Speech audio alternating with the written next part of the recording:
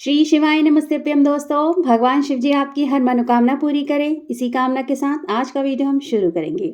दोस्तों, महाकुंभ महाकुंभ महाकुंभ, चारों तरफ महाकुंभ, देश और विदेश से महाकुंभ। देश के तो लोग हमारे प्रयागराज में गंगा जी का स्नान करने आ ही रहे हैं, साथ ही साथ विदेशी भी जो हैं वो हमारे भारत में आकर भारत की भूमि को प्रणाम करके प्रयागराज में गंगा जी में डुबकी लगाकर पुण्य फलों की प्राप्ति कर रहे हैं। 144 वर्ष के बाद ये मौका आया है दोस्तों, हाथ से चूकने मत दीजिएगा, महाकुंभ में अवश्य जाइएगा।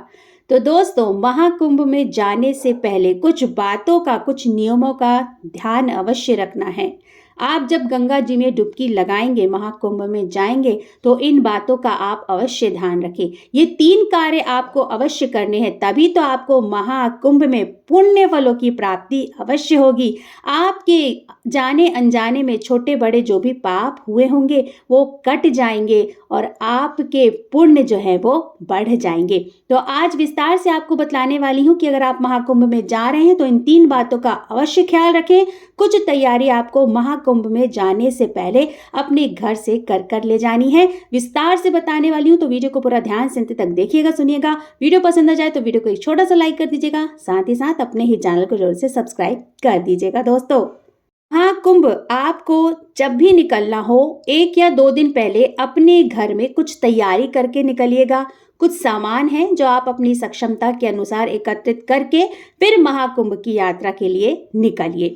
त्रिवेणी संगम के लिए आपको एक लाल या पीली रंग की साड़ी लेना है। अगर साड़ी नहीं ले पा रहे हैं तो कोई बात नहीं है, लाल पीली चुनरी ले सकते हैं।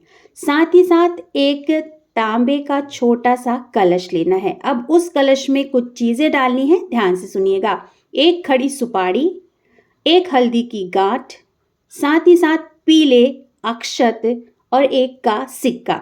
ये सारी चीजें आपको अपने घर से ही ले जानी है। जब आप संगम में स्नान करेंगे तो पूजा अर्चना करेंगे। स्नान करने के बाद माता को चुनरी चढ़ाएंगे और जो तांबे का छोटा सा कलश लिया है उसमें जो भी सामग्री मैंने बताई है उस कलश में डालेंगे।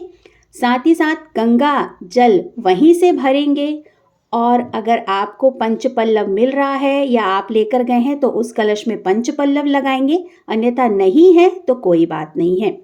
साथ ही साथ आपको स्नान करने के बाद बहुत अच्छे से पूजा करनी है संगम में और इस कलश को संगम में प्रवाहित कर देना है।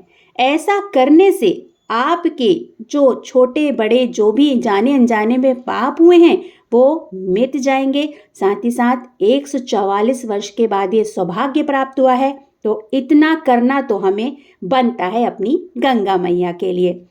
तो आप अगर महाकुंभ में जा रहे हैं तो इस बात का अवश्य ख्याल रखें। ये सारी सामग्री अपने घर से अवश्य लेकर जाएं दोस्तों।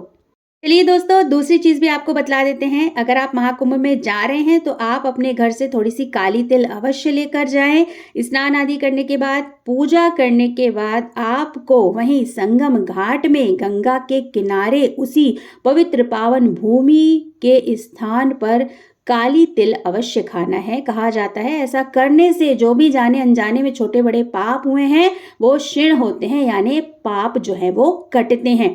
तो आप काली तिल अवश्य लेकर जाएं और स्नान आदि करने के बाद, पूजा पाठ करने के बाद काली तिल अवश्य खाएं दोस्तों।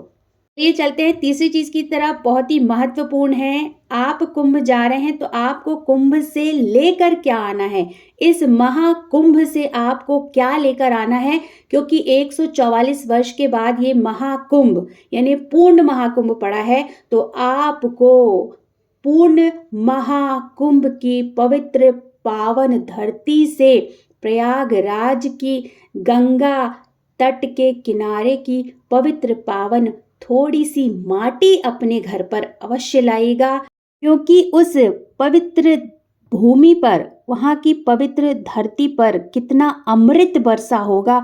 144 वर्ष के बाद ये मौका आया है, तो समझिए वहाँ की जो रज होगी, वहाँ की जो माटी होगी, वो अमृत से कम नहीं होगी। इसलिए आपको महाकुंभ में गंगा जी का जल तो आप लाएं, साथ में थोड़ी सी पवित्र पावन माटी अवश्य लेकर आइए दोस्तों।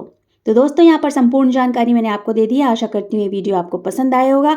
इस वीडियो को ज़्यादा से ज़्यादा शेयर करिए अपने फैमिली फ्रेंड्स के साथ, अपने दोस्तों के साथ, क्योंकि सभी महाकुंभ जाएंगे, तो ये जानकारी सबके पास पहुँचा दीजिए। वीडियो पसंद आए तो वीडियो को छोटा सा एक लाइक कर दीजिएगा, साथ ही साथ अपने ही चैनल को जरूर से सब्सक्राइब कर दीजिएगा। बहुत जल्द मिलते हैं दोस्तों एक नए वीडियो के साथ, एक नई जानकारी के साथ। तब तक लिशि शिवाय नमस्तुभ्यम। धन्यवाद दोस्तों।